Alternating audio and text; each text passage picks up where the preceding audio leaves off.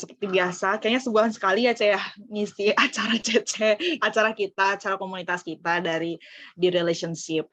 Nah, kali ini aku membawa satu topik. Topik ini tentang digital marketing, khususnya untuk UKM. Karena apa? Karena mungkin biasanya UKM ini melakukan marketing tidak dengan mitigasi yang bisa membantu mereka mungkin cutting the cost gitu atau memotong biaya pengeluaran. Karena biasanya marketing itu adalah salah satu pengeluaran paling besar di bidang bisnis gitu. Nah, sebelum kita masuk ke detail di digital marketing, kita belajar dulu nih yang namanya target pasar gitu. Kalau orang memulai bisnis, biasanya kenapa banyak gagal, ini setelah aku amatin ya, karena mereka tidak memiliki fokus siapa sih konsumennya gitu, siapa sih yang bakalan beli produk mereka. Terus misalnya nih ada orang, aku kebetulan kan sering juga ya ikut-ikut misalnya let's say pitching atau mungkin let's say acara-acara yang melihat peserta-peserta mungkin orang-orang yang lomba kayak gitu atau mungkin analisa-analisa orang yang mau buat bisnis. Biasanya ada yang bilang kayak gini, saya mau buka usaha batik. Siapa target pasarnya? Seluruh rakyat Indonesia. Karena batik adalah warisan Indonesia. Itu tuh sesuatu yang tidak jelas gitu.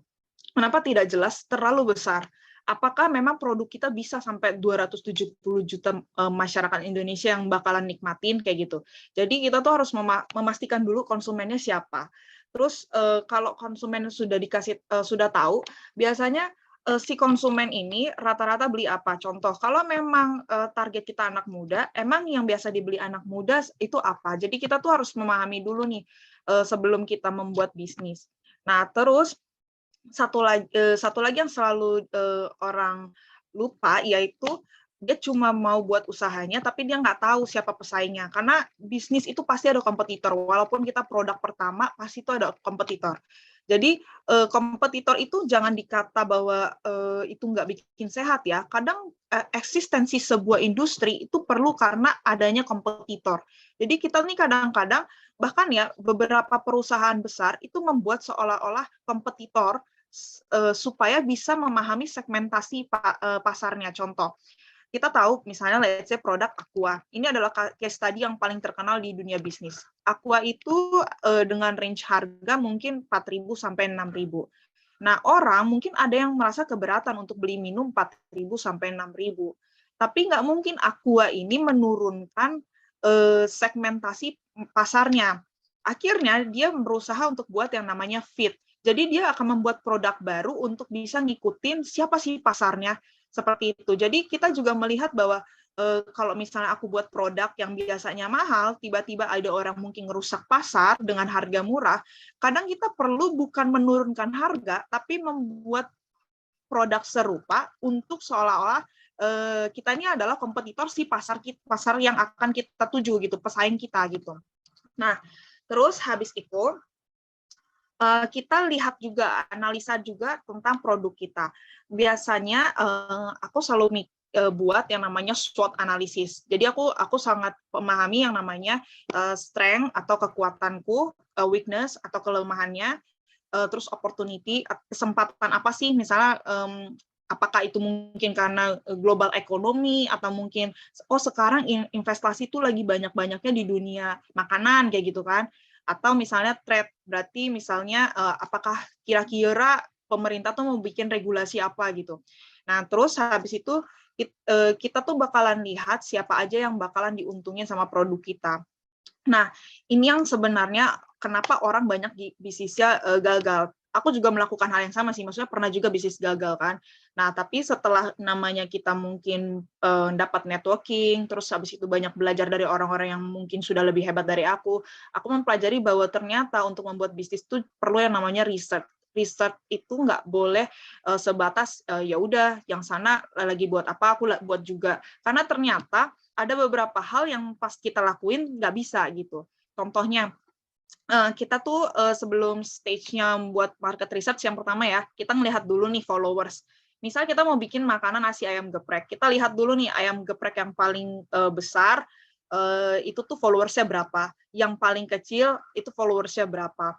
Terus habis itu kalau kalian lihat, aku tuh sering kadang-kadang juga buat Instagram personal aku sebagai kira-kira orang lain bisa nggak ya membaca pikiranku. Biasanya aku membuat itu polling.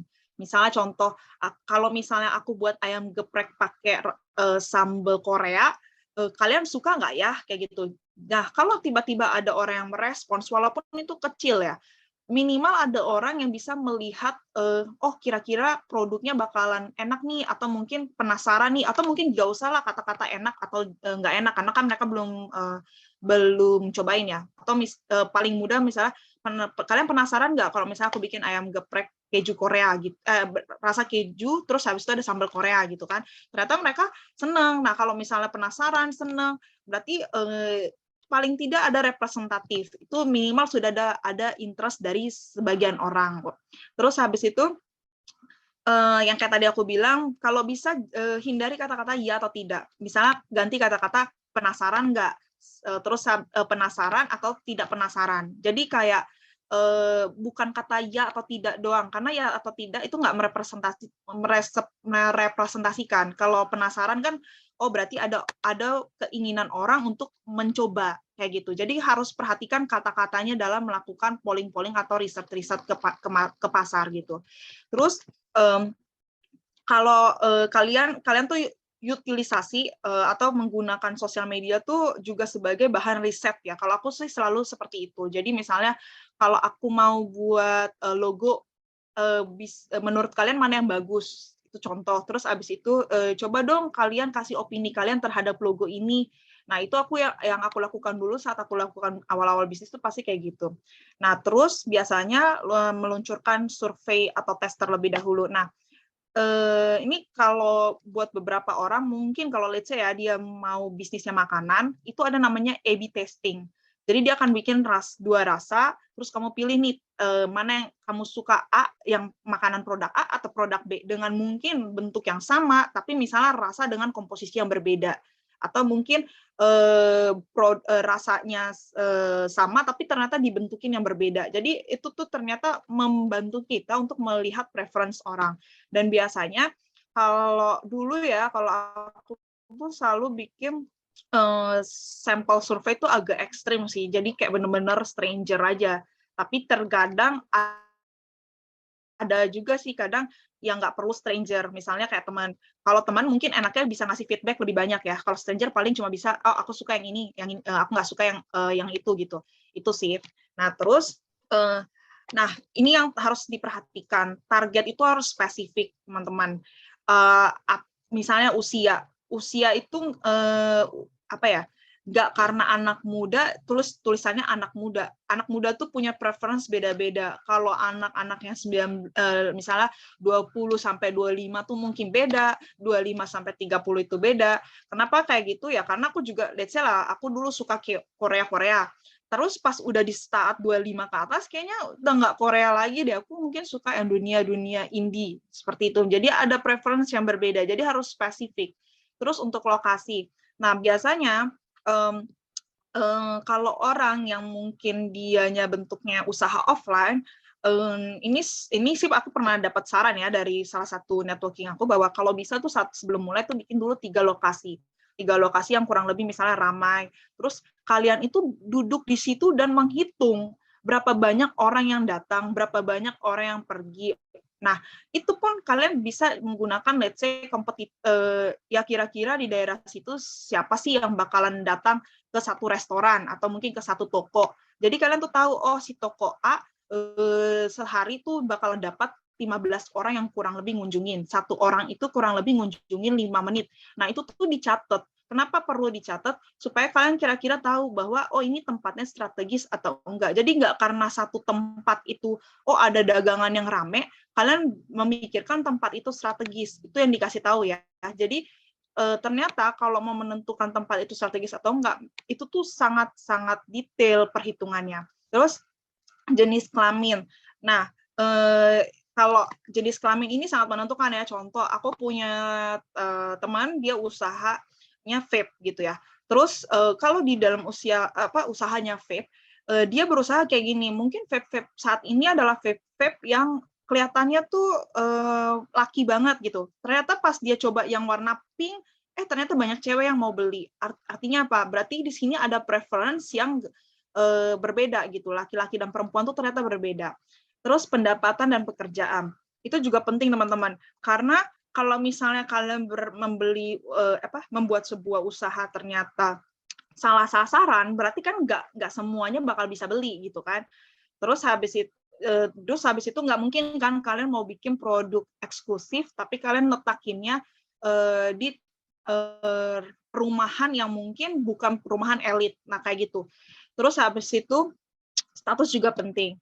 Nah terus kalau menurut aku usahakan kalian memahami yang namanya psikologi target. Contohnya mereka tuh biasanya mau beli karena apa sih gitu? Apakah karena rata-rata oh saya ini sangat nasionalis gitu. Oh ternyata orang-orang nasionalis suka tuh sama produk apapun dengan tema Indonesia.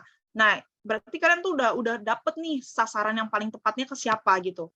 Nah, terus habis itu kalau kalian mau cari tahu paling bisa sih sebenarnya di Google ya. Kalau dulu aku diajarin, kalian bikin kata kunci di Google, terus kalian lihat keyword-nya itu ada berapa banyak. Tapi kalau keyword itu misalnya terlalu ribet, misalnya apa ya, nasionalis, kalian lihat tuh kan di bawah tuh di website itu biasanya ada 1, 2, 3, 4, 5, 6, 7, ending kata nasionalis tuh ada di nomor berapa, page nomor berapa. Jadi kalian tuh tahu berarti, oh yang minat ke nasionalis tuh ada berapa banyak. Nah, kayak gitu. Tapi kalau memang mau paling bagus sih menggunakan Google Trends ya. Kalian manfaatin gitu. Nah, terus setelah ini semua kalian sudah dapetin datanya, kalian evaluasi. Nah, saat ini marketnya itu sebenarnya sudah ada apa belum? Kalau misalnya marketnya sudah ada, berarti sudah tercukupi belum?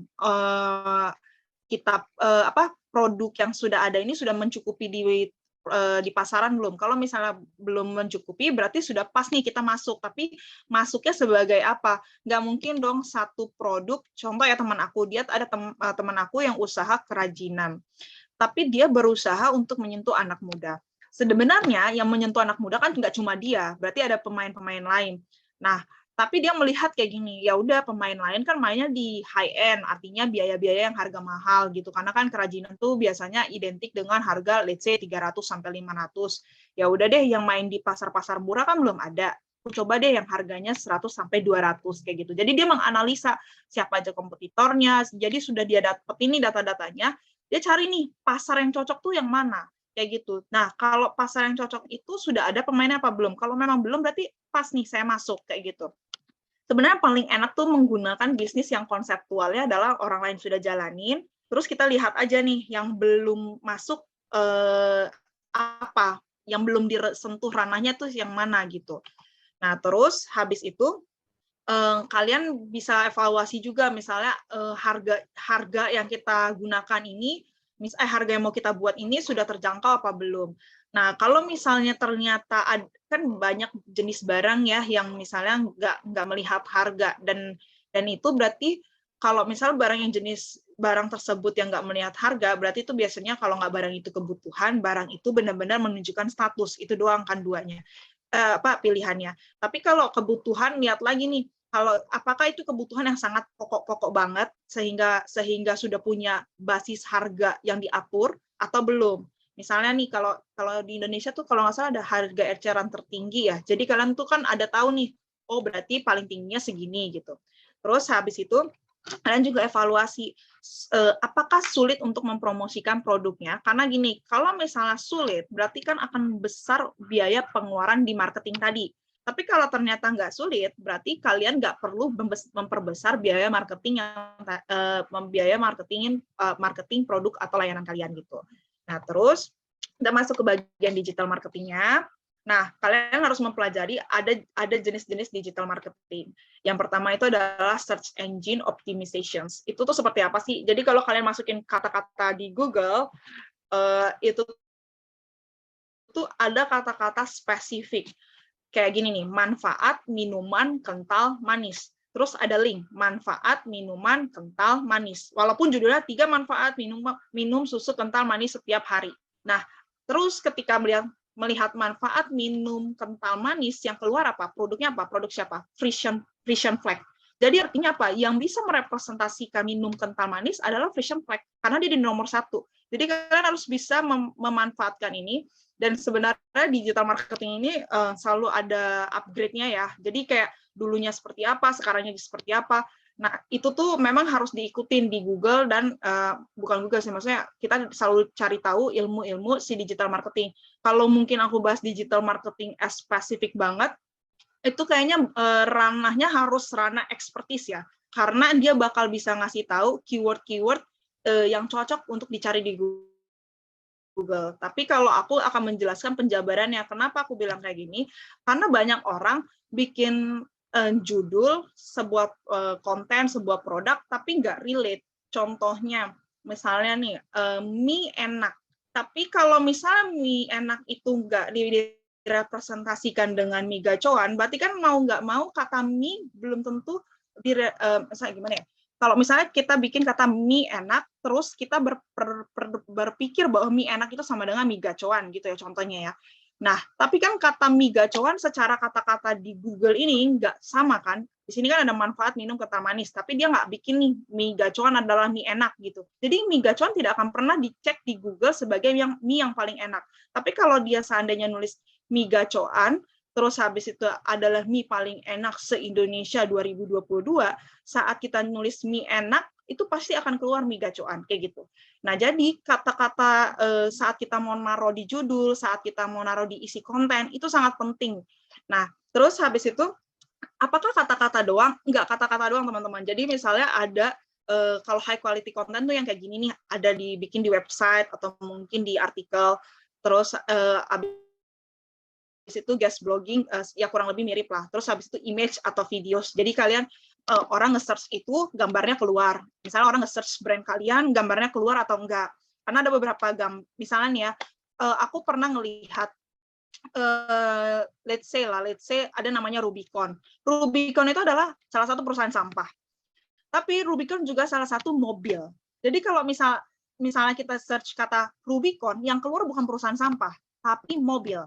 Jadi spesifikasi kalau mau cari Rubicon adalah perusahaan sampah adalah Rubicon Waste gitu. Jadi kalian harus pahami ya. Jadi kadang-kadang apalagi kalau kita nih bikin brand dengan kata-kata yang universal, yang semua orang bisa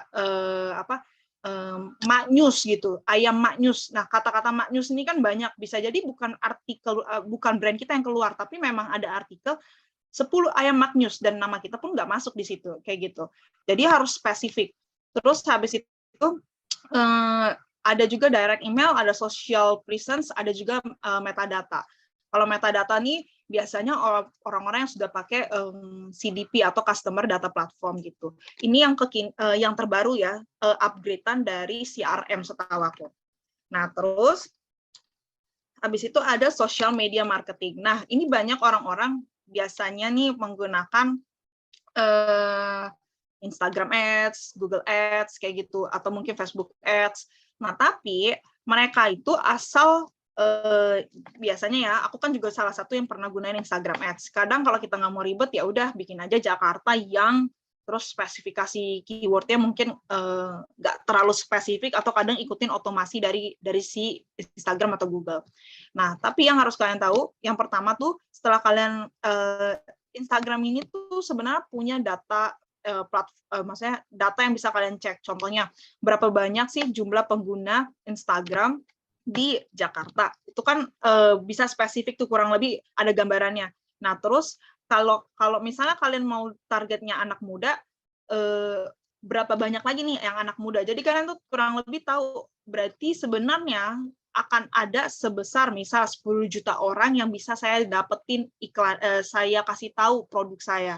Tapi kan nggak mungkin kita punya dana untuk 10 juta orang ini, karena 10 juta, untuk membuat 10 juta awareness gitu ya, 10 juta orang, itu kan pasti perlu biaya yang besar. Nah, jadi kita tuh makin dispesifikin lagi nih, kurang lebih berapa sih angka yang pas itu berapa. Jadi jangan sampai salah.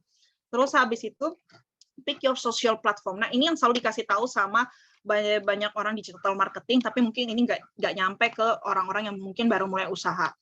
Nah, contohnya seperti ini. Kalau perusahaan kalian konsultan, kalian nggak perlu sih sebenarnya buat di Instagram, mending kalian buat di LinkedIn gitu loh. Karena jarang orang mencari itu di Instagram. Terus kalau misalnya kalian usahanya makanan, kalian memang aku suka banget nih lihat orang yang usaha makanan, usaha mungkin itu usaha sampingan gitu ya, tapi kalian taruh di LinkedIn. Mungkin versi kalian ada LinkedIn ini ya karena ada teman-teman kerja biar tahu kalian punya usaha, tapi itu nggak bekerja sebenarnya. Jadi kalian harus tahu dulu nih sosial platform yang cocok buat bisnis kalian, karena nggak semua bisnis tuh cocok di satu jenis platform. Atau misalnya gini, kalau kalian mau buat usahanya tentang digital market, mungkin branding, perusahaan branding consultant, tapi kalian misalnya mau bikin, kita nih keren banget loh secara kualitas pekerjaan brandingnya, nah bisa juga sebenarnya taruhnya di YouTube. Tapi kan kita juga bisa tahu di YouTube-nya mau ngapain, jualan kah? Nah, masa kayak kalau misalnya mau branding consultant, hubungin kita ya, terus bikin videonya. Nah, kalau aku melihatnya rata-rata kenapa mungkin nggak bekerja, karena ternyata mereka sudahlah salah platform, salah juga ngisi yang ada di platform itu gitu.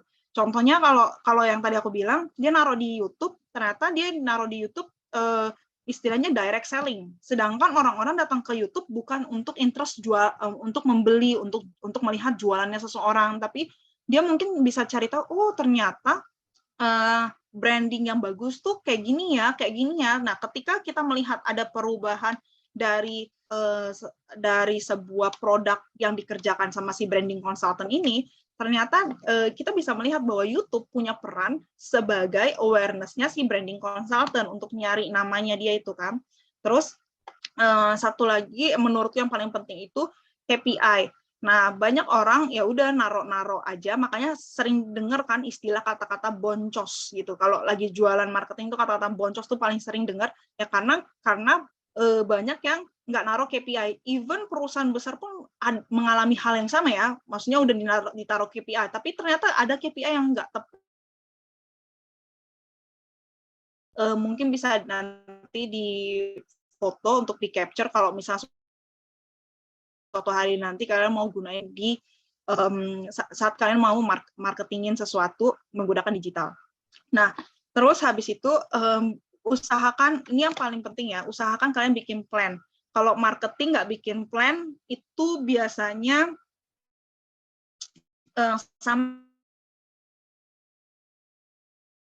dia mau ngapain di situ. Jadi cuma diri doang, ngasih produk doang. Nah, plan itu seperti apa? Contohnya kita tuh ngebayar platform kayak gini. Misal ngebayar ads gitu ya, ngebayar ads tuh kurang lebih maunya buat berapa lama? Misalnya 2 bulan. Oke, 2 bulan. 2 bulan ini harapannya seperti apa?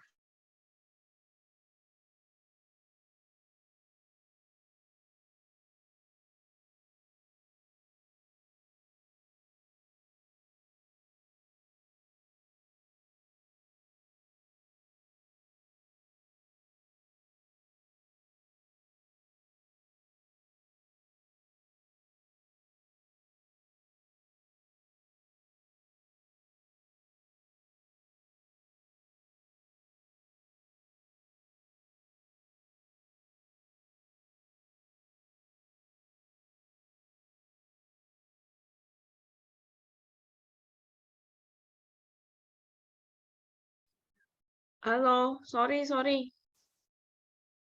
Halo, sorry, kayaknya putus ya. Iya, Ceh. Putus. Tadi sampai mana ya keputusnya ya? Sampai sini sih, Ceh. Oke, ini udah. Oke, Naomi lanjut ya. Oke, aku lanjut ya. Nah, terus habis itu yang paling penting setelah udah bikin plan itu bikin schedule. Nah, biasanya ini yang nggak dibikin sama orang-orang yang di dalam dunia bisnis gitu. Nah, dulu aku sih dikasih tahu ya, kalau misalnya mau bikin iklan seperti itu, kalian tuh nggak selamanya iklan itu harus bayar. Kan kadang ada yang kalian bikin konten di Instagram gitu ya, terus kalian update-nya di posting gitu. Nah, terus kalau misalnya kalian update di frequent gitu, 3 hari sekali kah, 4 hari sekali kah gitu. Nah, itu tuh harus maintain. Kenapa maintain? Karena itu salah satu indikator engagement di Instagram. Contoh simpelnya kayak gini, aku tuh pernah penasaran sama Instagramku sendiri, engagement-nya seperti apa. Walaupun aku aktif di story ya, tapi ternyata engagementku rendah karena aku nggak sering update post feed gitu. Nah, ternyata Instagram itu menggunakan salah satu algoritmanya untuk menemukan kata engagement itu di feed, bukan di story. Jadi itu kan sesuatu yang salah. Oh, ternyata kalau aku jualan nih, aku beneran jualan, berarti aku salah nih. Tapi kan posisinya ini Instagram pribadi kan. Jadi aku ngasih tahu nih sesuatu yang terjadi di balik layar. Pas aku nyari tahu kayak gitu, oh ternyata pantas aja engagement-nya jadi rendah. Nah, kayak gitu sih. Terus habis itu create a content bank. Dan saran aku, kalian cari aja di Google kayak template-template Instagram posting, Facebook posting, YouTube posting. Jadi kalian tuh udah tahu nih kurang lebih template-nya seperti apa. Nanti kan tinggal isi-isi aja, produknya dimasukin, terus tulisannya dimasukin. Jadi nggak terlalu banyak yang harus dikeluarkan sebenarnya.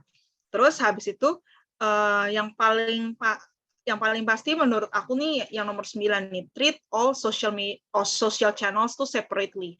Jadi kalau kalian mau bikin LinkedIn, kalian harus bikin LinkedIn itu satu KPI-nya apa, 2 schedule-nya seperti apa, 3 jam postingnya seperti apa, itu harus detail. Nah, nanti Instagram beda lagi, YouTube beda lagi. Jadi nggak boleh misalnya kalian merasa bahwa oh semua orang aktifnya malam hari. Padahal kalau kalian mau ngepostingnya di LinkedIn, orang LinkedIn itu biasanya kerjanya di siang hari gitu. Jadi kalian harus memahami treatment setiap sosial media. Nah, yang terakhir adalah selalu bikin report sama nanti kalian analisa gitu. Nah, ini kalau jenis-jenis digital marketing tuh sebenarnya banyak ya. Ada yang misalnya kayak email marketing, jadi kalian email one by one, atau mungkin blast email gitu. Blast email tuh jadi biasanya salah satu fitur di mana kalau kalian ya udah cukup satu kali bikin template, tapi nanti semua orang yang ada di dalam daftar email bank kalian tuh dapetin email yang kalian kirim gitu, email yang kalian kirim. Contohnya kan kalau kalian tuh sering buka email tuh kan bagian promosi misalnya gitu, itu tuh salah satu namanya email marketing. Nah, terus habis itu ada content marketing. Nah, kalau content marketing itu biasanya website, terus habis itu biasanya blog gitu, biasanya infografik kayak gitu. Nah, terus sosial media juga termasuk salah satu namanya content marketing. Nah, terus lihat bahwa digital marketing tuh nggak berbicara untuk engagement doang. Akuisisi customer doang, tapi engagement juga. Jadi engagement itu kurang lebih bukan cuma kontennya atau di komen, di like doang gitu, enggak ya teman-teman, sama sekali enggak kayak gitu. Tapi misalnya nih, kalian mungkin bikin website, terus website kalian ada chatbot nggak? Chatbot itu kayak misalnya kalian mau nanya, hai Kak, ini ready atau enggak? Nah, kalau menurutku chatbot salah satu yang bisa membantu seolah-olah kita tuh ready dan online 24 jam gitu. Nah, kalau beberapa orang kan yang namanya belum besar usahanya, mungkin dia nggak punya customer service, dia nggak punya orang yang bales-balesin, kita juga mungkin terlalu sibuk untuk balesin satu-satu. Kadang-kadang chatbot juga salah satu solusi, apalagi untuk ningkatin yang namanya engagement gitu. Terus selalu ingat, sosial media tuh punya prinsip better customer, more engagement content, sama better marketing campaign. Nah, terus habis itu ya mungkin 2018 ke sini, menurutku sampai sekarang sih masih di Instagram Story itu salah satu tools untuk penjualan yang menurutku cukup bagus gitu. Nah, terus kalau ini aku rangkum ya, tantangan dan peluang media sosial buat UMKM tuh ternyata banyak ya. Terus misalnya gini, saya nggak punya waktu buat ngurus media sosial. Terus kapan waktu yang tepat buat update? Bagaimana membuat rencana pemasaran di media sosial? Apa sih engagement itu? Bagaimana caranya? Perlukah beriklan di Facebook atau di Instagram?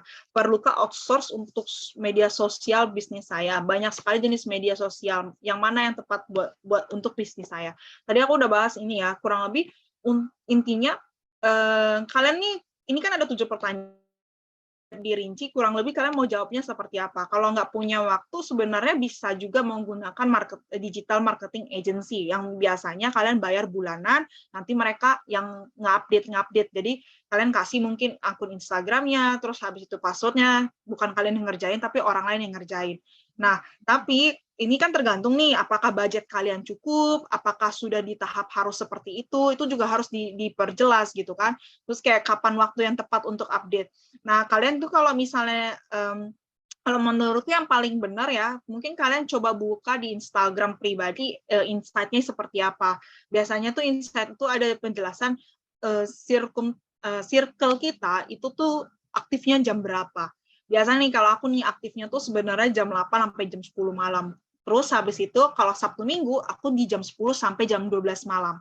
Nah, tapi kalau misalnya itu aku ngupdate konten yang cukup kontroversial, itu bisa 24 jam tuh hot gitu. Jadi bisa yang tiba-tiba Instagramnya tuh naik, viewersnya, terus habis itu postingan.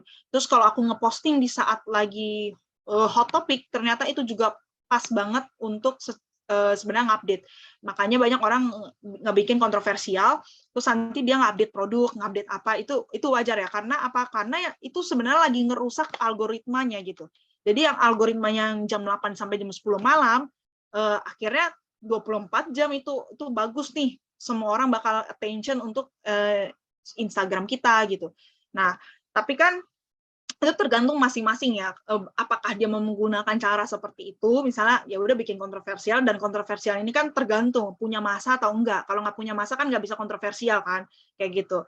Nah, terus habis itu kayak tadi aku bilang, jangan lupa dibikin rencana pemasarannya, karena misalnya rencana itu simpelnya mau berapa lama sih, mau bikin ini sebulan kah, 2 bulan kah, supaya kalian tuh nanti terakhirnya bisa tahu setelah saya sebulan 2 bulan ngiklan, ada berapa banyak sih yang bakal datang ke saya membawa income gitu, retention to sales gitu. Jadi kalau misalnya kalian expense-nya atau pengeluarannya 1 juta, tapi yang masuk duit ke kalian yang beli cuma 500.000, berarti either product issues, maksudnya bisnis kalian itu nggak cocok, atau mungkin barangnya nggak pas, atau memang kalian tuh salah membuat rencana pemasaran di sosial media.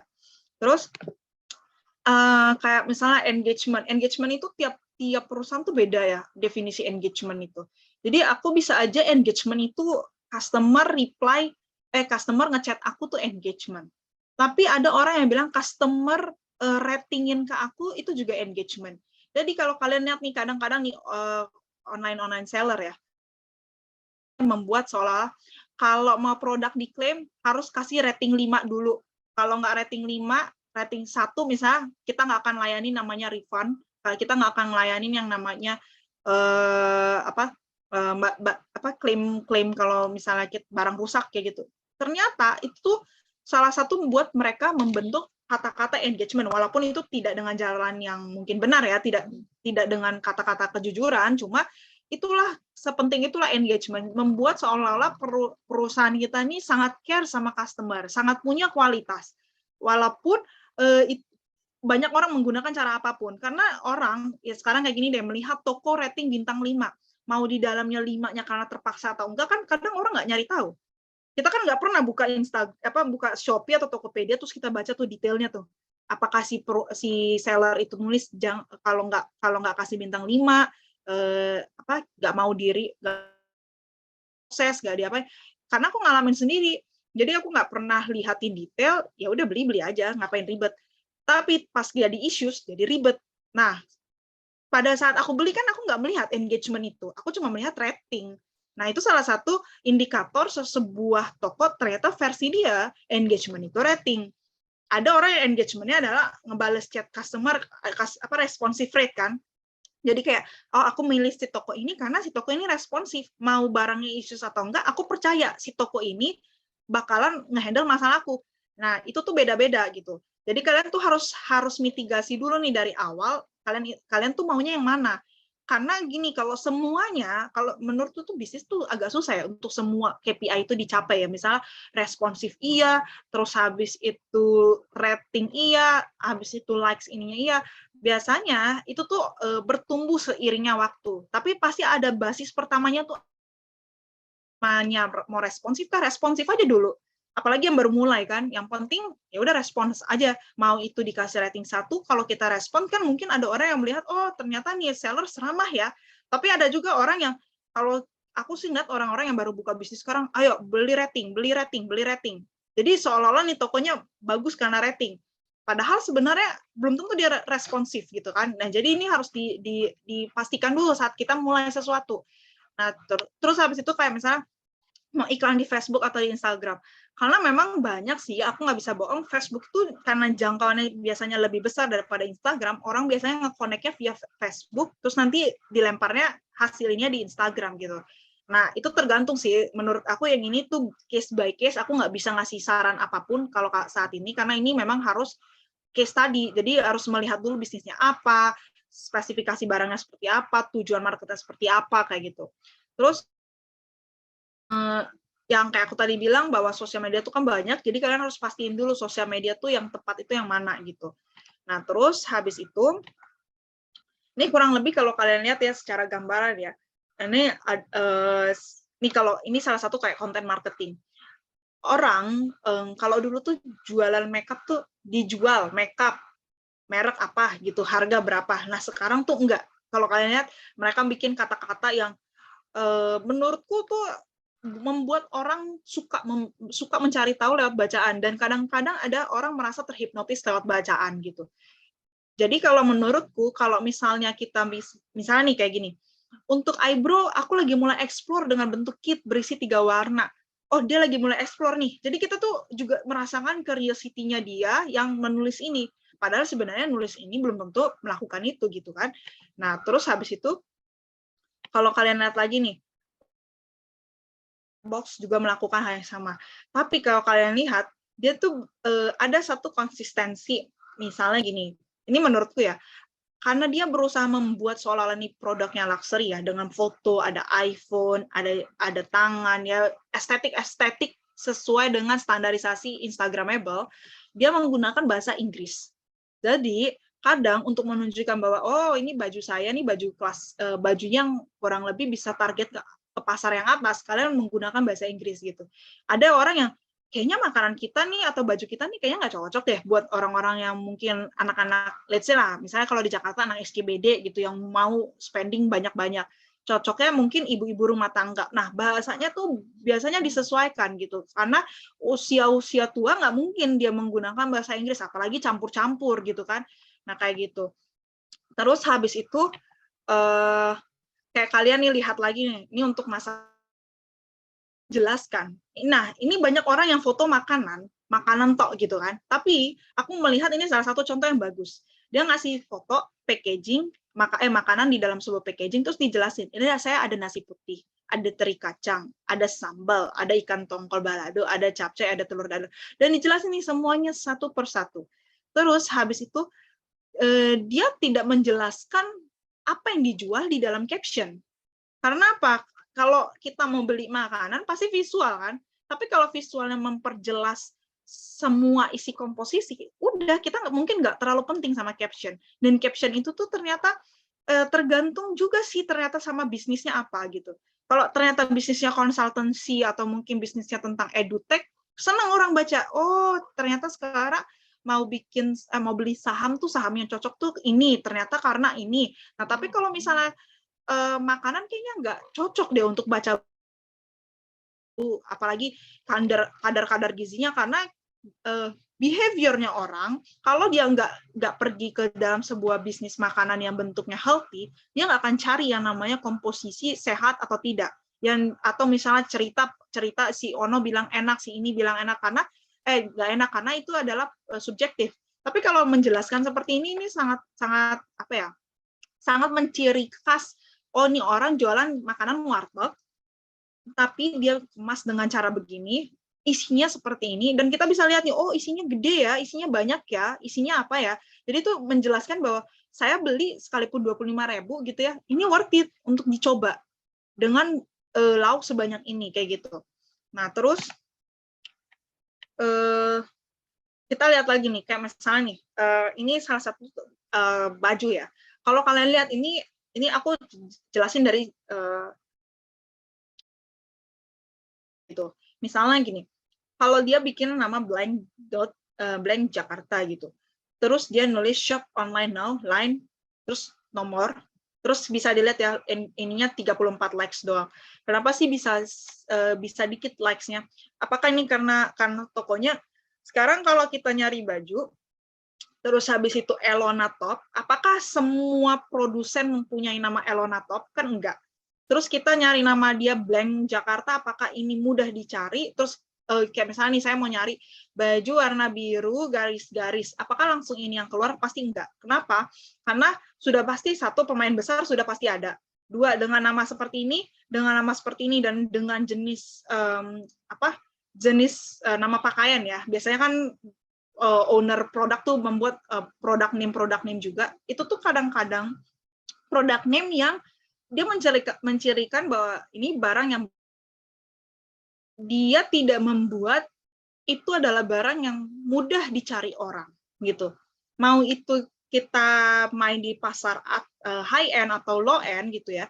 Kalau memang marketing itu kan tujuannya biar barang dikenal. Kalau itu nggak tercapai, menurutku juga susah untuk dapetin sales gitu. Nah, terus kayak biasakan kalau mungkin ini udah kayak kata kunci yang utama ya, kalau misalnya sekarang jualan atau apa, fit itu juga harus rapih gitu. Nah, tapi fit rapi itu nggak berarti semuanya produk gitu, nggak berarti semuanya gambar produk. Biasanya sih menggunakan tema ya orang-orangnya, coklat-coklat semua, pink-pink semua kayak gitu. Terus captions-nya mungkin lebih jelas gitu ya. Kayak misalnya mungkin batik, tapi dia mencoba menyambungkan ke alam. Nah, berarti mungkin captions alam ada di foto batik, captions ada captions tentang melestarikan budaya Indonesia atau melestarikan Indonesianya. Itu biasanya seperti itu. Konektivitas dari setiap postingan gitu.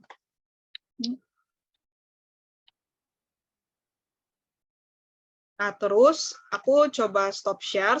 Ini salah satu indikator ya kalau misalnya kalian mau mengiklankan sesuatu, mungkin kalian bisa memfoto ini karena ini cukup penting. Sebentar, aku ini di nomor 2.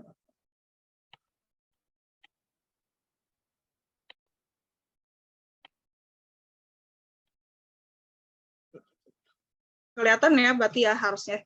Nah, jadi kalau di dalam mengiklankan itu ada yang namanya organik sama paid. Jadi organiknya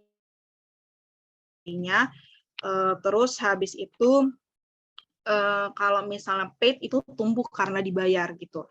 Nah, jadi kalau misalnya organik tuh kalian tiap hari ngeposting, terus habis itu orang sering datang, sering likes, itu organik. Kalau misalnya paid itu biasanya kalian bayar menggunakan ads kayak gitu. Nah, ini salah satu indikatornya.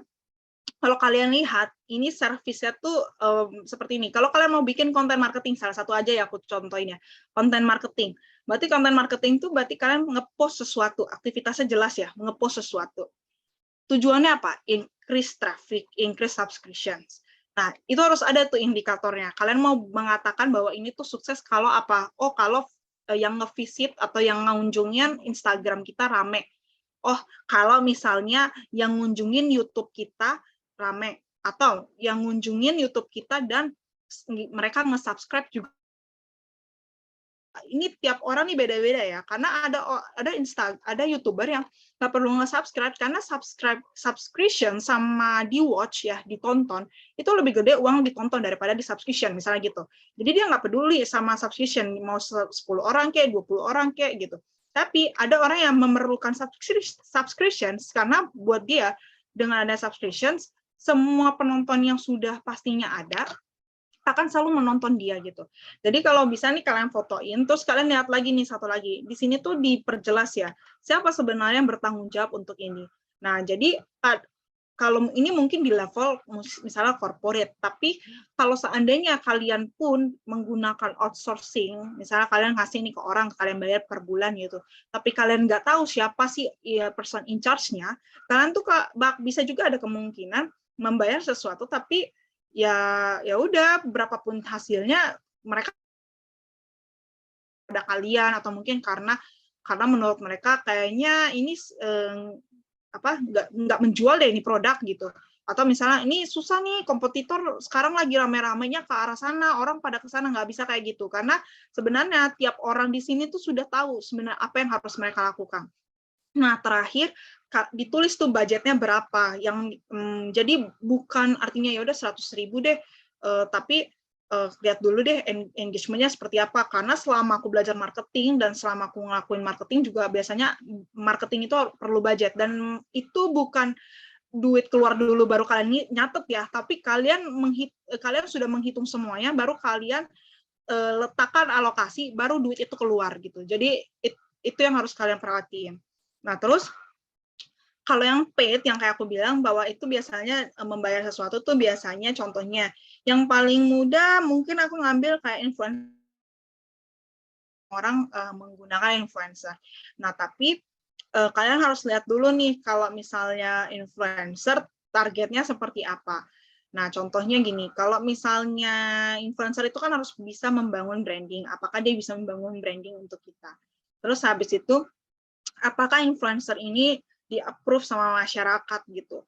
Habis itu kayak apakah dia bisa membuat produk kita jadi top of mind-nya masyarakat gitu. Memang sih gak semua influencer bisa melakukan ini, tapi banyaknya setelah mereka nggak bisa melakukan ini, mereka akan nyalahin, balik lagi kayak aku bilang, menyalahkan produk kita. Padahal sebenarnya namanya orang marketing, dia harus bisa mengubah persepsi orang yang tidak mau beli jadi mau beli, itu sih. Nah, jadi kalian tuh harus memerhatikan gitu. Kalau misalnya siapa sih person in charge yang kurang lebih pas untuk melakukan maksudnya melakukan service ini gitu. Jadi kalian mengeluarkan biaya marketing tuh dioptimalkan.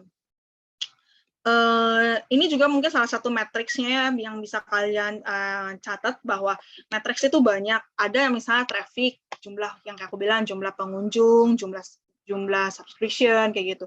Ada yang mungkin KPI matriksnya itu ROI. Jadi contohnya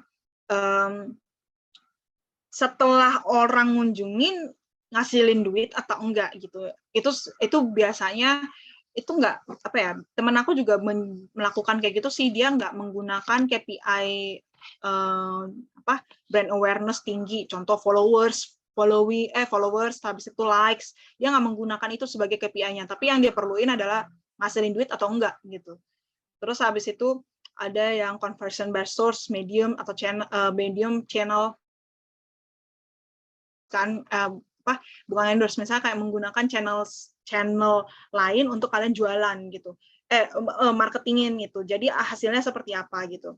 Terus habis itu ada ROI reporting, ada cost per acquisitions. Kalau cost per acquisitions tuh mungkin ini lebih ke corporate ya. Ini mulai ke bawah nih biasanya corporate level sih, yang kayak customer lifetime value. Biasanya ini orang-orang yang sudah mulai memahami dari segi digital marketing dan biasanya sudah punya budget yang cukup tinggi. Karena cost per acquisition sama customer lifetime value ini semua ini kalkulasinya benar-benar berhubungan. Nah, terus kalau mungkin followers, like, shares, comments itu tuh biasanya juga ada yang sales matrix-nya, misalnya profit percentage. Contohnya dari profit 10.000, market yang dimarketingin tuh 1.000 gitu. Jadi dikasihkan mungkin dia adalah followers kita, dia orang yang likes kita, dia mungkin komenin postingan kita, seperti itu sih. Nah, terus kalian harus ingat bahwa semua digital marketing itu mempunyai set target khusus untuk ke business goals. Seperti apa yang kayak aku bilang, ada mungkin reduce CPA. Reduce CPA itu kayak kalau misalnya nih setiap orang saat saya mau mengambil 10.000 orang harus ngeluarin 5.000 rupiah, kita berusaha untuk ngurangin deh. Kalau untuk ngeluarin 10.000, kita nggak perlu ngeluarin 5.000 biaya marketingnya, tapi 2.500. Nah, kenapa? Supaya dapat tuh profit atau revenue yang tinggi gitu. Jadi kalian harus memperhatikan ini setelah sudah semua udah dilakukan, ending goals-nya adalah berpengaruh apa ke udah dapat nih data-data bahwa sehari saya ngeluarin segini, sebulan saya ngeluarin segini. Sehari sebulan itu tuh harus dievaluasi. Apakah sehari, masa mau sih setiap hari kalian harus ngeluarin 100.000? Kalau misalnya kalian bisa ngeluarin dengan angka yang sama, itu cuma ngeluarin 50.000 kayak gitu. Nah, jadi tiap orang harus memahami bahwa digital marketing di kemudian hari itu bakalan penting, tapi ilmu digital marketing, mungkin kalau yang kata-kata SEO, mungkin tuh ada orang yang lebih expert ya, tapi aku membahas dari perspektif secara bisnis, karena biasanya orang digital marketing sini kan orang technical ya, atau orang operation, dia cuma biasanya tahu mengoperate, tapi impact ke bisnisnya itu biasanya belum tentu tahu, tapi kalau orang bisnis seharusnya bisa tahu dunia digital marketing, dan dia mungkin dia cuma dapat data-datanya aja, tapi dia bisa analisa bahwa oh bulan depan saya nggak perlu ngeluarin sebanyak ini karena menurut saya ternyata misalnya bulan depan saya coba deh nambahin sedikit. Kalau nambahin sedikit, impact ke sales-nya apa kayak gitu sih. Mungkin itu sih yang aku bisa share untuk hari ini gitu.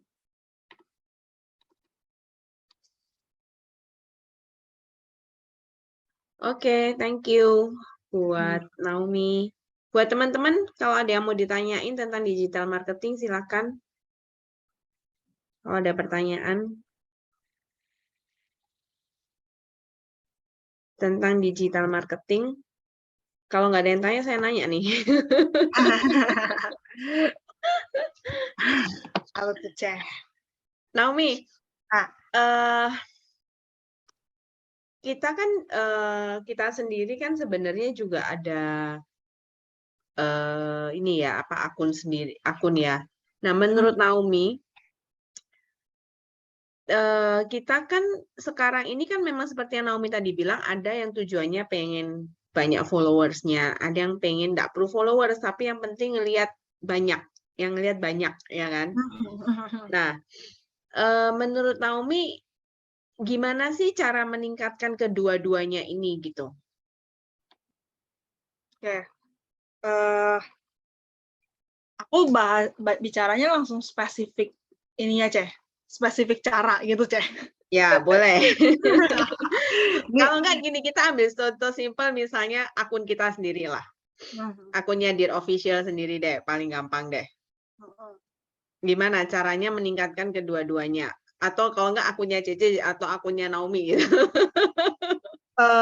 Kalau aku ya, Ceh, mungkin aku bicara dari akunku kali ya. Cara orang banyak nge-follow, menurutku satu memang nggak bisa bohong ya, kalau konten nggak menarik kadang-kadang orang nggak mau datang. Dua, konten itu harus biasanya menggunakan bahasa yang mudah dimengerti sama orang yang mau baca itu gitu. Mungkin misalnya nih Caya, kalau kita compare akun aku sama mungkin compare akun Dear Official. Pada saat Dear Official mungkin membahasnya terlalu financial, yang cocok memahami financial itu adalah orang yang paling nggak punya edukasi financial gitu kan.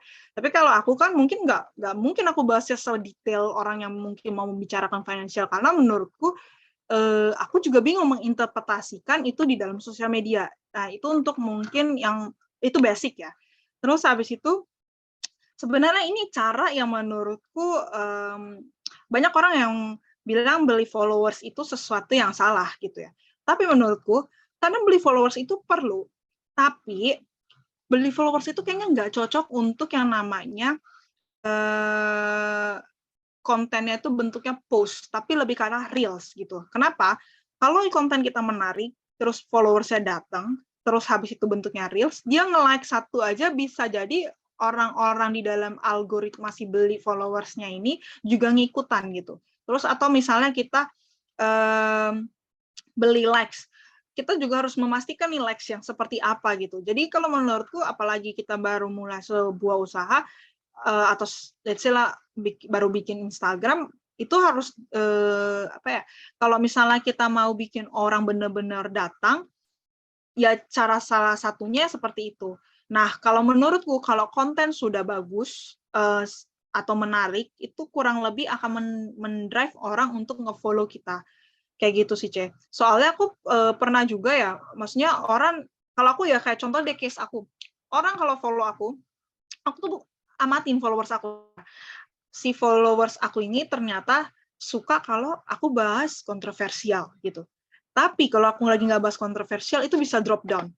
Nah, cuma kalau aku kan nggak dalam kontekstual jualan ya. Kalau kontekstual jualan mungkin aku akan berusaha untuk menggunakan taktik itu. Tapi kalau misalnya aku nggak jualan, ya menurutku yang ada personal brandingku yang nanti kacau. Istilahnya semuanya tentang kontroversial gitu. Jadi menurutku ada several things yang mengidentifikasi dulu nih Instagram kita mau fokusnya kemana. Fokusnya itu supaya baca supaya kita dapat followers kah, atau supaya kita diketahui secara konten. Kalau aku terakhir jadinya orang kayak gini kayaknya ya, Ce ya. Aku nggak pahami, orang nggak nge-follow aku, tapi ternyata setiap aku bahas kontroversial, dia selalu ngelihat. Nangkep gak, Ce? Jadi kayak ternyata ada beberapa orang akhirnya memilih, ya udahlah, kalau memang buat visit aja, kayak gitu. Ada beberapa orang yang akhirnya mengapresiasi dengan cara nge-follow. Ada orang yang memang ingin tahu aja ini konten-konten selanjutnya, jadi memang dia nge-follow. Jadi beda-beda sih, Ce, kayak gitu. Dan itu biasanya tergantung case by case aja sih. Karena kalau mau dibahas masalahnya tentang harus ada angka-angka, maksudnya matriks pastinya, menurutku matriks pasti biasanya yang ngerjain orang digital marketing, dan itu biasanya itu membutuhkan timing, data, waktu, uang, kayak gitu ya. Tapi kalau aku membahas dari perspektif orang general yang tahu digital marketing, hubungannya digital marketing to business, hubungannya digital marketing to personal branding, dan yang lainnya, itu tuh sebenarnya sesimpel ya udah mau bikin konten apa, konten ini mau digimanain, terus siapa targetnya, bahasanya disesuaikan, terus habis itu nanti followers following,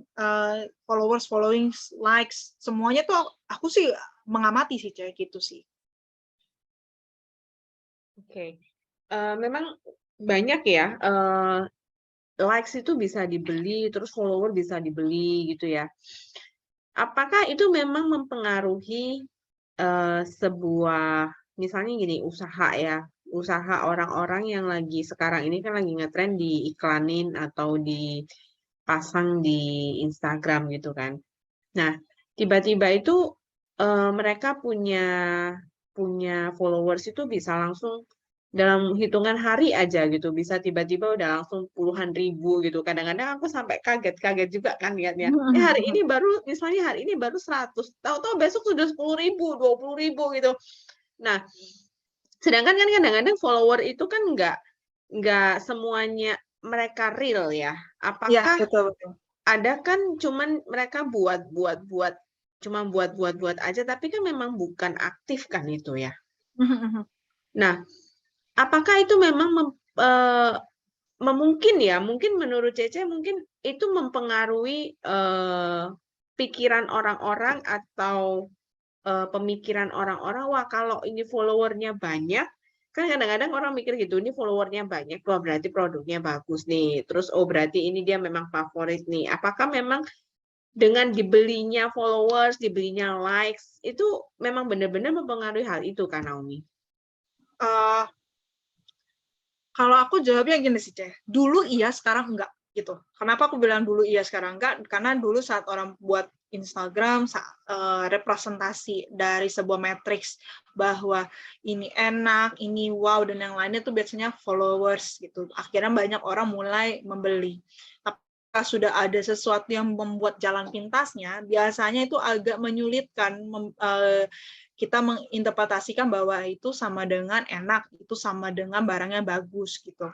Nah, akhirnya sekarang banyak orang yang mencoba juga kan melihat dari testimoni kayak gitu. Jadi kalau di kalau menurutku ya, aku punya teman yang bagian digital marketing, terkadang dia nggak selalu menyarankan itu untuk followers aja gitu, yang dia indikasikan. Karena bagi dia, kalau saya ngeluarin 100.000, apakah 100.000 itu bisa balik untuk jadi sales atau enggak?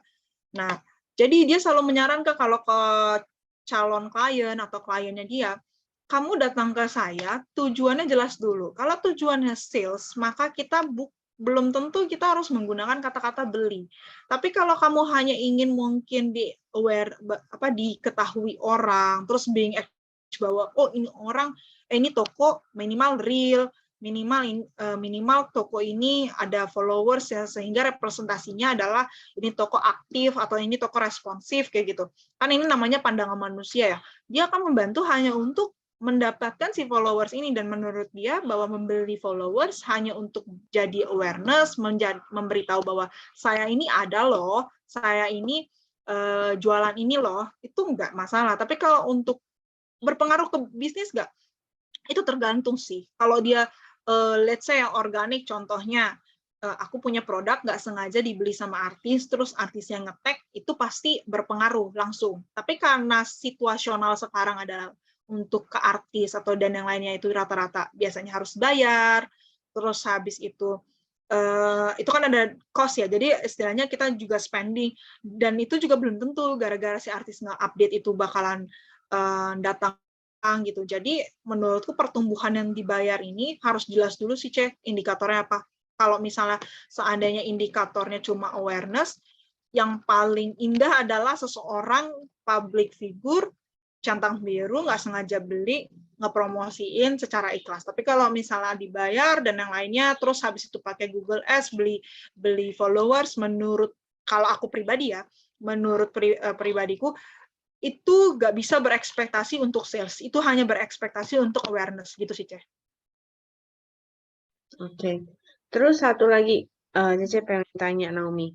Tadi kan Naomi ada ngebahas tentang SEO ya, Search Engine Optimization. Ya, Ceh.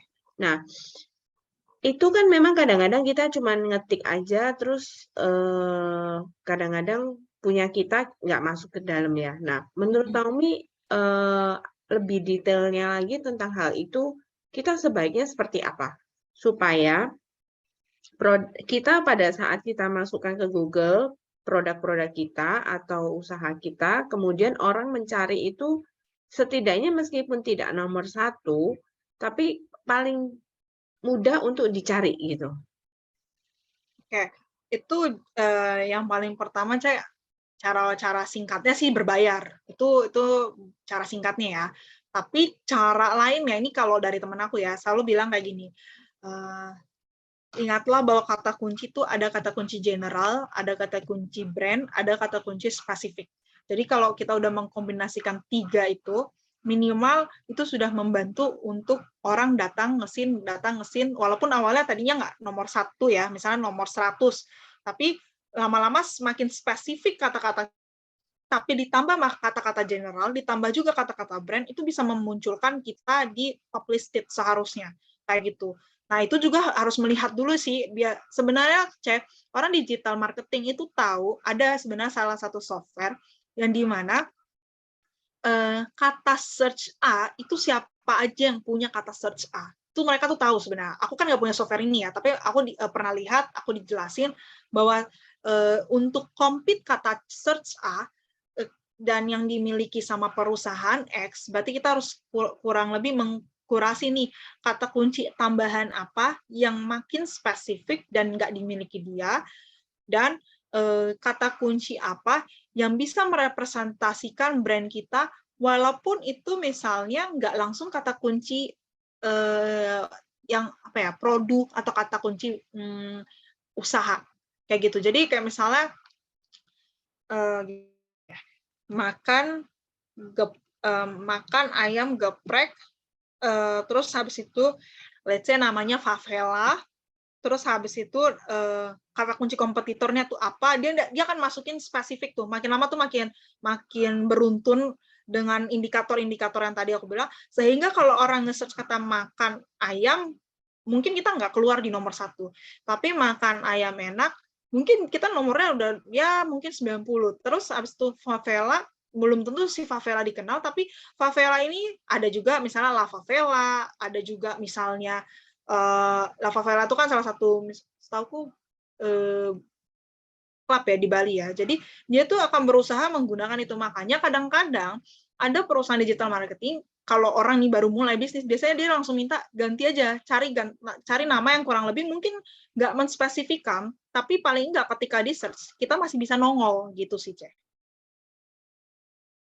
Ya, soalnya kadang-kadang memang kadang-kadang nggak nongol ya, mesti lebih detail banget, lebih panjang lagi, baru bisa nongol. Kadang-kadang juga masih belum bisa nongol juga ya.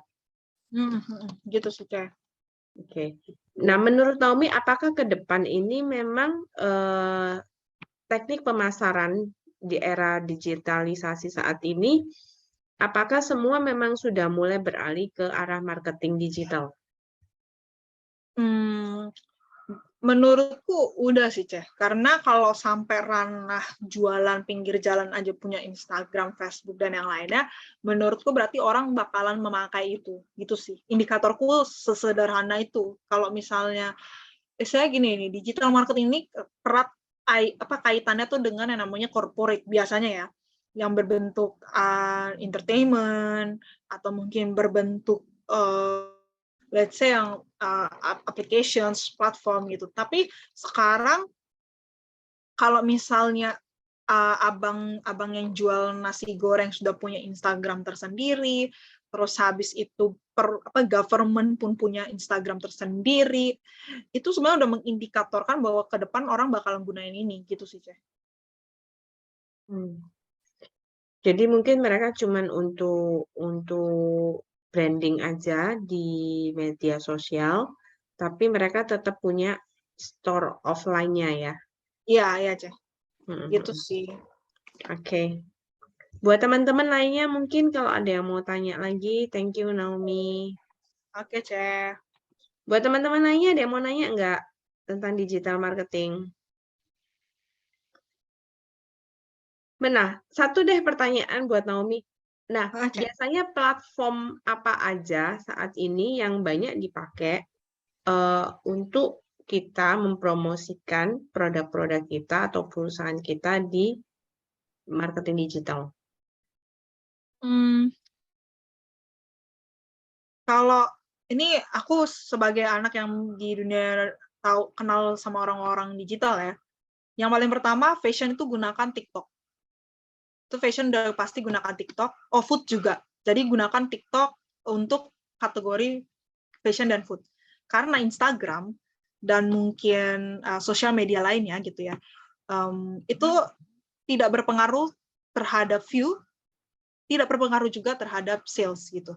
Tapi kalau misalnya apalagi food yang tentang makanan-makanan instan ya, yang bukan makanan berat itu paling enak kayak gitu.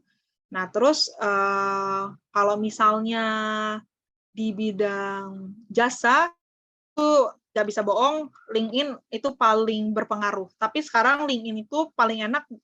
Aku nggak tahu deh beberapa orang udah gunain apa enggak, tapi LinkedIn Sales itu, yang bagian sales itu bagus feedback kalau aku ya. Tapi memang berbayar lumayan gitu. Terus kalau misalnya bentuk Instagram itu menurut aku cocoknya hanya buat sebagai katalog sih, kalau misalnya bukan di bidang-bidang ya maksudnya hanya untuk awareness, itu mungkin semua bisnis bisa masuk lah kayak gitu. Dan kalau misalnya mau naruh di Instagram, nggak selalunya kan jualan, misalnya ada activity perjualanan. Nah jadi sekarang nih kalau kita lihat ya, banyak orang cerita aku tuh sukses dari 0 sampai 100 reels gitu ya.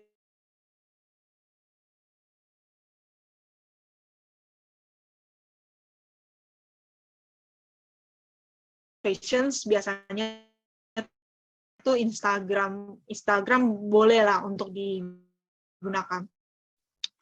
Kalau Facebook itu biasanya menurutku yang paling cocok.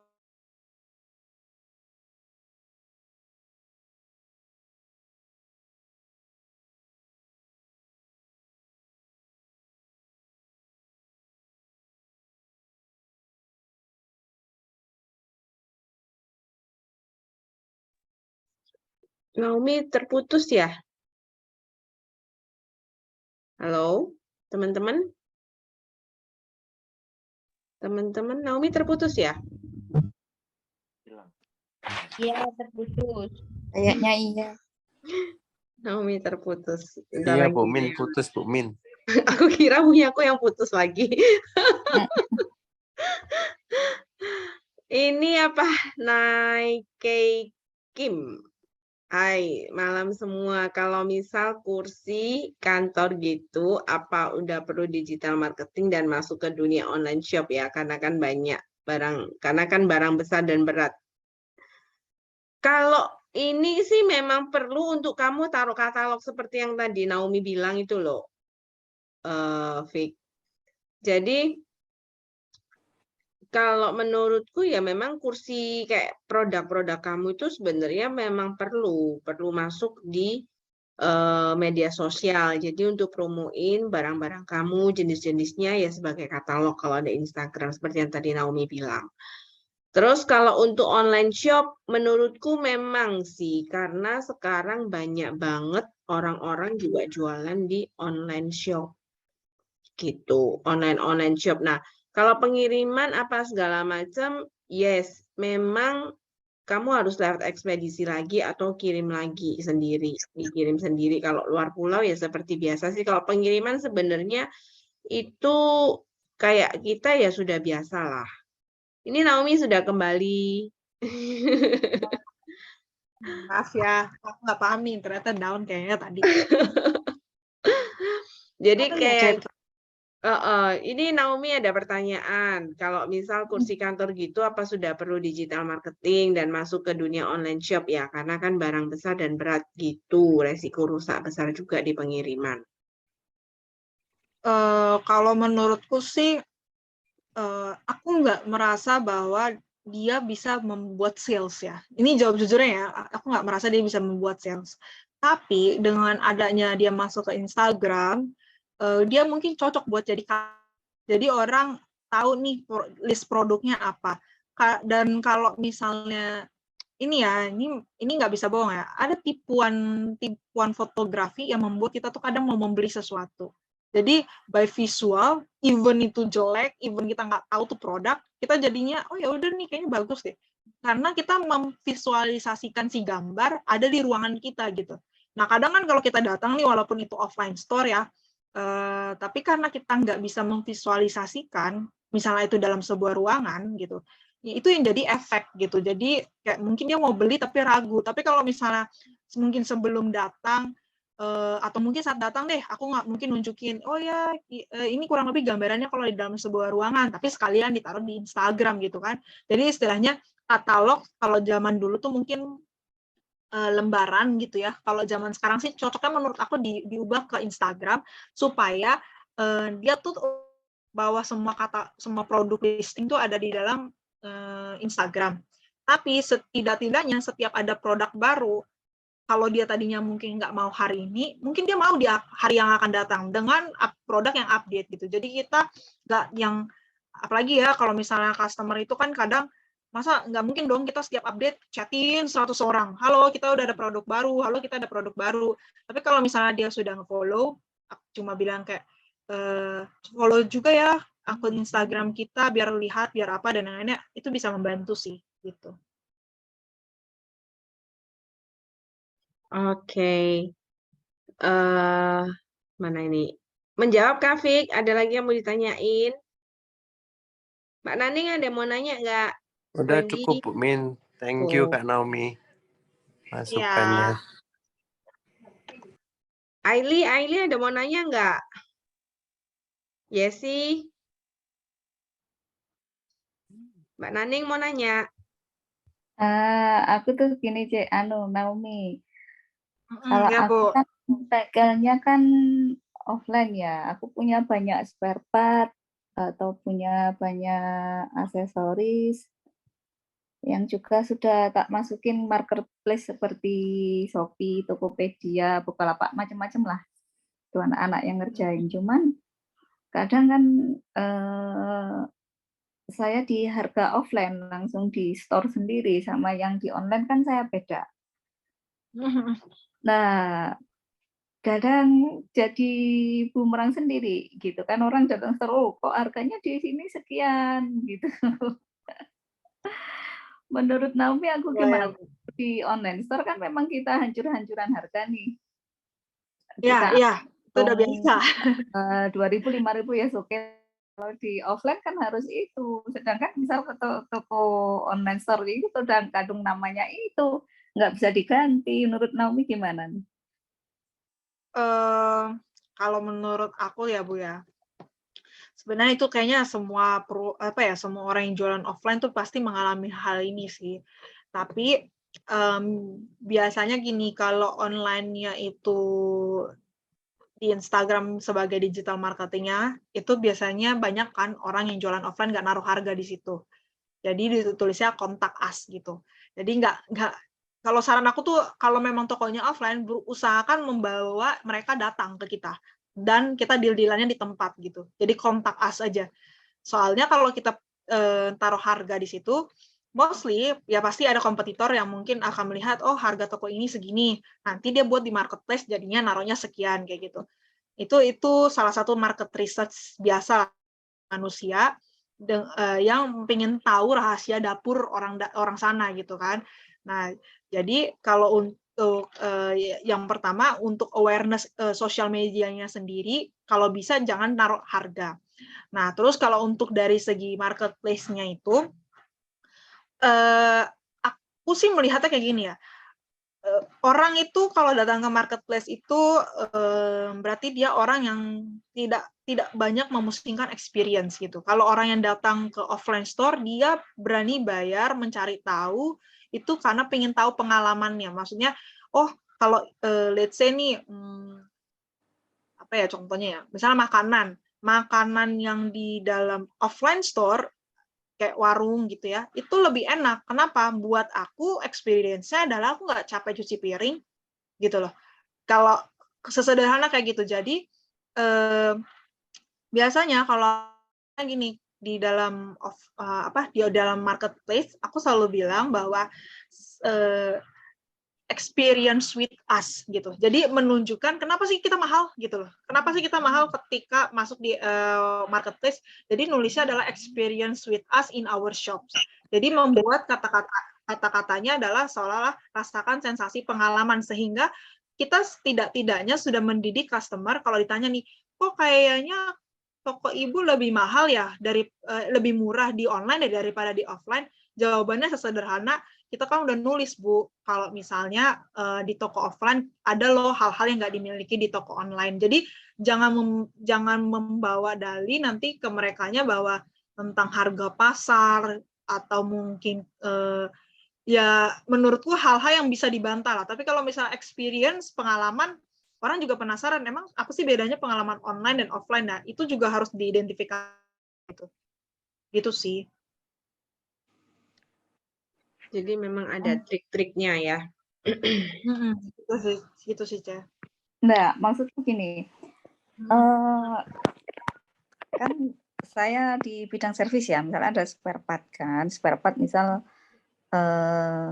kita jual kompresor gitu ya, kompresor dengan modal 1 juta, banyak nih di marketplace, dia jual 1.100.000, yes oke, karena kita untung 100.000 enggak apa-apa kan, enggak tinggal packing, jual gitu kan. Tetapi kalau di offline, misal dengan kompresor itu modal 1 juta, di umum sih pasti kita jualnya 2 juta, karena kita berbasis garansi kan. Iya. Garansi dan lain sebagainya gitu kan. Begitu kita ada offline, kita kasih estimasi ke user nih, ke customer, oh mobil Innova ini, oh Pak ini perlu ganti kompresor, estimasi biaya kartu kompresor 2 juta, jasa sekian dan bla bla bla bla bla. Habis itu dia lihat nih marketplace kita, lu jual di itu kompresor Innova 1.100.000, kenapa sekarang ngasih harga aku 2 juta gitu. Sering terjadi seperti itu gitu. Terus kadang nama kita di marketplace itu udah kadungnya namanya sama dengan offline store kita gitu. Itu sih saya. Aku memahami sih Bu. Jadi kayak gini. Ini kalau aku melihat ini seolah-olah kalau orang jualan di Glodok, Mangga 2, Roxy, itu biasanya kan punya offline store. Dan biasanya orang akan meng-compare gitu. Tapi aku melihat sellernya sih bilang gini doang, nggak apa-apa sih Bu, kalau memang Ibu mau beli di sana, cuma kan kalau ada apa-apa, bukan di kita, karena orang, misalnya gini ya, orang interpretasi asuransi itu seolah-olah itu bagian dari kita, padahal itu kan orang luar gitu. Jadi kalau ada barang yang bermasalah, kita mau tanggung jawab, tapi masalah utamanya asuransi aja sih yang ngurusin itu. Jadi itu membantu pemikiran yang mau beli. Ini aku pengalaman sih, saat mau beli dia ngasih tahu kayak gitu bahwa yang sini langsung, yang sana gunain orang ketiga. Berarti kalau orang ketiga minimal udah pasti lama. Jadi kalau mau claiming itu nggak mungkin cepat. 2, dia bilang kayak gini, kalau ibu maunya cepat ya silahkan belinya sekarang. Kalau misalnya mau merasa mau beli di online store, kita nggak ada masalah sih. Yang penting masalahnya adalah si barang ini tidak akan mungkin kita proses hari ini, gitu. Jadi kalau menurutku sih, contohnya gimana ya? Let's say dia mau servis produk, terus dia bilang ini lebih murah di online gitu daripada di offline store. Ya tinggal bilang aja, ini mobilmu, kalau misalnya mau beli produk-produk online nggak apa-apa, tapi paling 3 hari lagi ya kita proses gitu. Karena kan si barang itu harus di-packing, dikirim sampai ke tempat dia kurang lebih misalnya 2 hari 3 hari. Berarti kan dia akan menunggu si mobil ini kurang lebih diprosesnya nggak langsung di hari itu. Pilihannya kan 2 aja, menurut aku gitu sih, karena itu yang terjadi di Roxy, semua menjelaskan hal yang sama. Dan kita sebagai customer, kalau digituin kan kita udah seolah-olah threatening ya, ibaratnya kalau lu mau beli sekarang ya keuntungannya adalah semuanya diproses cepat. Ada terjadi apa-apa, gue proses cepat. Ada ini cepat. Kalau lu mau belinya pakai marketplace, silahkan. Tapi kita nggak bisa ya instan ya, karena marketplace kan harus basisnya urutan, terus habis itu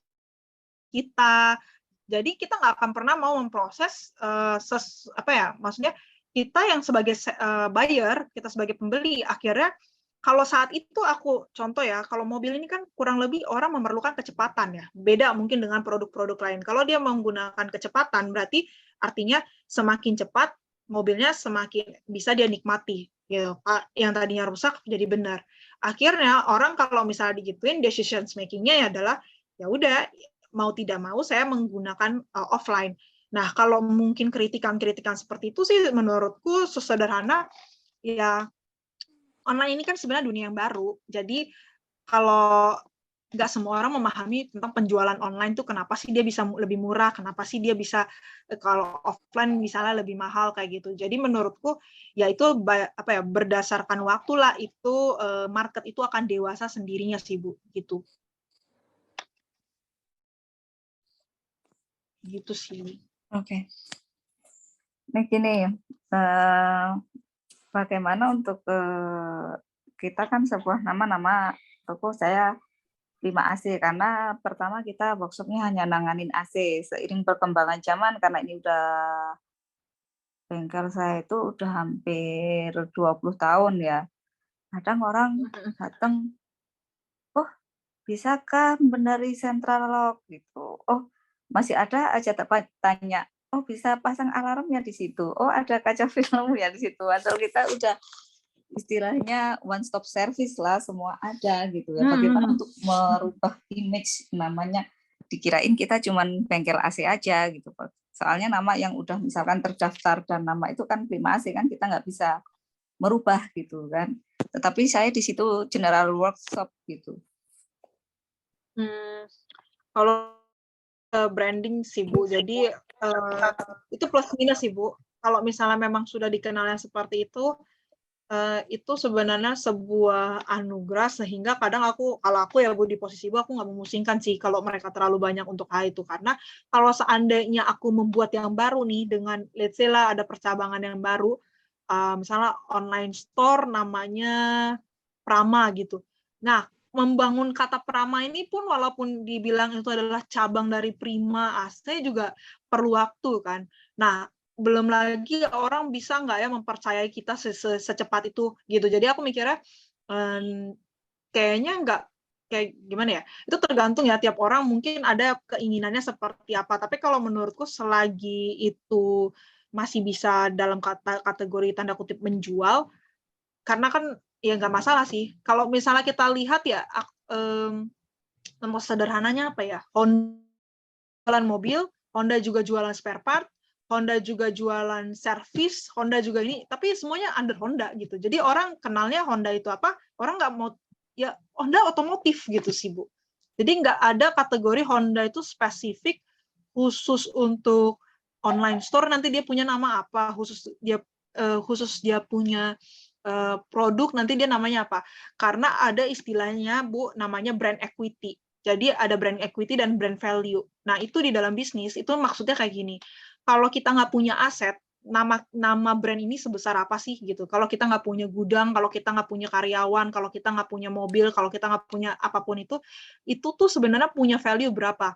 Kalau kita sudah melihat, oh value-nya itu sebenarnya kurang lebih nama Honda itu 15T, berarti dia ini adalah salah satu brand yang hitungannya sudah menjual apapun yang terjadi nih, let's say nih, dia nggak punya, let's say lah dia mau minjem ke bank. Kata-kata meminjam ke bank ini kalau kita bangkrut, selain kolateral atau jaminan, kita juga bisa kok minjam dengan kategori, ya saya soalnya adalah Honda gitu. Jadi ada nilai value yang nggak bisa dibeli dari sebuah brand. Karena itulah orang mengincar nama brand itu sebesar mungkin, mau produknya apapun gitu sih Bu. Nggak, maksudku untuk mengenalkan, oh kita itu one stop service gitu. Nggak hanya melayani AC, berarti kita push di sosial medianya gitu ya, tiap hari nge-push, oh kita bisa ini. Tetapi kadang capek juga kan balesi WhatsApp, bisa nggak betulin ini, oh my god, itu kerjaan sehari-hari, tapi kok kenapa masih ada aja yang tanya itu gitu kan. Kalau saran aku sih Bu, kalau untuk reply langsung pakai auto reply. Itu udah paling pasti sih. Karena kan pasti orang nanya nih, kalau jualan nih online shop, ready nggak Kak? Ya udah pasti orang akan bertanya itu. Jadi setiap ada kata ready, jawabannya ready gitu. Jadi bukan kita ngetik gitu Bu. Jadi kalau misalnya kalau menurut aku, kalau misalnya dia WA, ini aku sih aku nggak tahu ya, mungkin beberapa orang belum menggunakan ini, tapi ada namanya WA itu sekarang udah punya WA auto reply, itu juga perlu dimaksimalkan. Jadi fitur WA itu sebenarnya banyak, dan orang tuh banyak yang nggak maksimalin fitur itu. Auto reply contohnya. Terus habis itu new order, new request, new apa, itu tuh ada. Jadi membantu kita kalau mau cari tahu, oh siapa aja sih yang belum kita balas chatnya gitu. Terus habis itu kayak misalnya kita kan udah tahu nih rata-rata orang nanya, dan pingin tahu nih orang-orang harus tahu bahwa kita tuh one stop service. Jadi Ibu, WA auto reply aku saat dia nanya mau apapun pertanyaannya, halo selamat datang, kami adalah ini, kami mempunyai A, B, C, D, E, F, G gitu. Jadi belum tentu aku langsung jawab kan, hitungannya itu. Misalnya nih dia nanya, bisa nggak servis X gitu. Tapi kita udah ngebuka dulu nih, bahwa si toko kita ini bisa A, B, C, D, E. Jadi kalau kita ngenawarin sesuatu, dia udah nggak kaget, dia pun juga akhirnya langsung tahu pertanyaan dia langsung direct gitu. Nggak tentang, oh bisa servis ini juga ya gitu. Jadi menurut aku sih memaksimalkan fitur WA tuh perlu sih. Dan kalau bisa kalau WA personal kan nggak ada fitur itu. Jadi WA yang harus bisa punya fitur itu adalah WA bisnis gitu sih Bu. Oke, membantu sih. Ya, menjawab ya. Kalau gitu ini Naomi ada acara, silakan dilanjut, kita tutup dulu. Terima kasih buat Naomi. Udah berbagi ilmu buat kita. Terima kasih juga buat teman-teman yang udah hadir.